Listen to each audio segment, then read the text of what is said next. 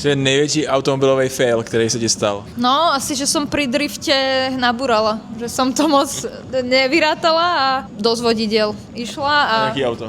no, to prvé Maserati úplne.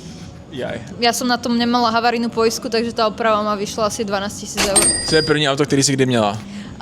Prvé moje auto bol Mercedes V211, ten úplne starý taxikársky s tými 4 svetlami vpredu a bol to vlastne 2,6 liter, atmosféra 6 valec, ale mal že 180 koní. Wow.